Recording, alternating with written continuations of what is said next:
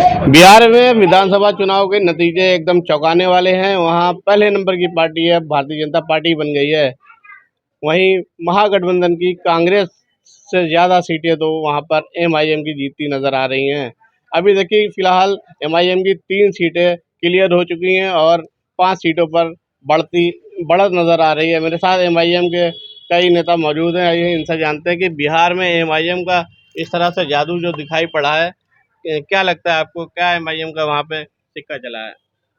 भाई पहले तो मैं कहता हूँ कि जय भारत, जय संविधान, जय बिहार। आज जो है जीत जो है सच्चाई की हो रही है और लोगों के अहंकार टूट रहे हैं।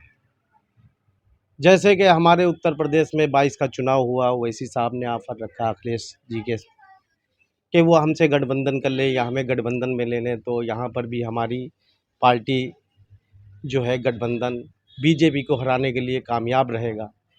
लेकिन अखिलेश जी ने बात नहीं मानी, बाद में उनको आंसुओं से रोना पड़ा।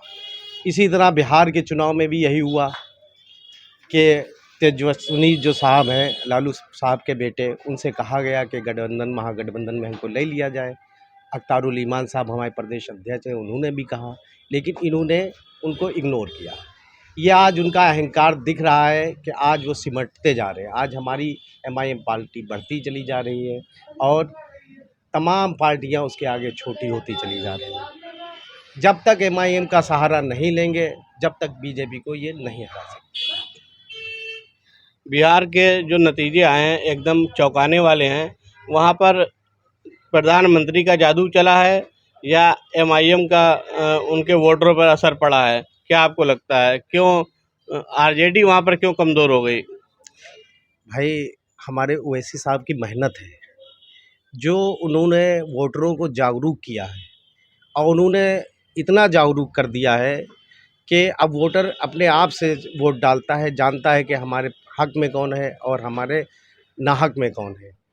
आज पूरे भारत का जो आदमी है, मजलूम, मुस्लिम और दबा कुचला, उसको ओवैसी साहब ने बोलना सिखा दिया, उसको हक बात कहना सिखा दिया और उसको अपना वोट सही जगह डालना सिखा दिया कि हमें किसको जिताना है, किसको हराना है।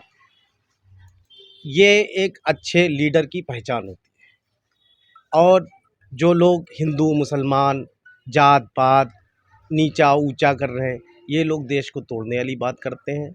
ऐसे लोगों को वोट ना दिया जाए। लेकिन विपक्ष के लोग कह रहे हैं कि एमआईएम वोट कटवा वहाँ पर बन के रह गई। नहीं नहीं, अब तो सभी लोग को पता है कि एमआईएम के वोट किसने काटे हैं।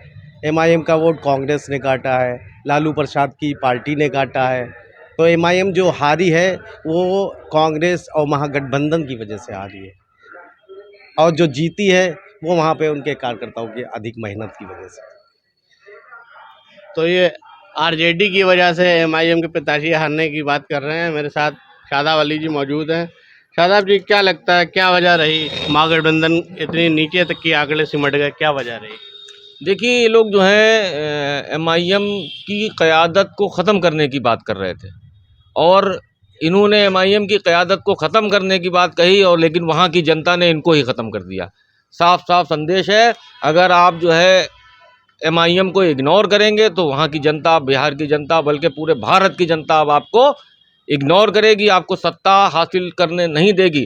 कहाँ गए वो मुकेश सहनी जो उप मुख्यमंत्री बनने को सपना देख रहे थे? कितनी सीटें उनको मिली हैं। तेजस्वी यादव तो 18 तारीख को जो है वो लेना चाह रहे थे शपथ। कहाँ है उनकी शपथ? बहुत गुरूर था, बहुत घमंड था, कहाँ गया घमंड? इमरान प्रतापगढ़ी क्या कह रहे थे कि वहाँ दरी बिछा रहे हैं कांग्रेस की, और यहाँ जो है कांग्रेस के खिलाफ वोट मांग रहे हैं। मेरे दोस्त, अगर एमआईएम को आप कमज़ोर करना चाहोगे, अल्लाह अगर उसे कमज़ोर करना नहीं चाहेगा तो आप कुछ भी नहीं कर सकते। एमआईएम बहुत बड़ी ताकत बन के उभरी है और आने वाले वक्त में आप देख लीजिएगा एमआईएम का ही जलवा होगा इंशाल्लाह।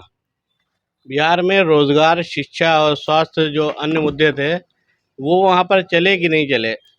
देखिए, ये भाजपा की सरकार में ये सब मुद्दे नहीं चलते हैं। वहाँ पे सिर्फ जो है एक हिंदू मुस्लिम के उससे वोट पैटर्न सीधे सीधे भाजपा से अगर कह दिया जाए कि पाकिस्तान और मुसलमान और 2-3 शब्द को छोड़ के आप वोट मांग लीजिए तो उनको नहीं मिलने वाला। और रही बात एमआईएम का सिर्फ एक विधायक बचा था बिहार में। अल्हम्दुलिल्लाह हम सब ने देखा कि 5वें नंबर पे पूरे जितने भी विधायक थे, पूरे ही विधायकों में 5वें नंबर पे अख्तरुल ईमान थे, जिन्होंने अपनी विधानसभा में 800 करोड़ रुपए का काम कराया। ये सब ने देखा।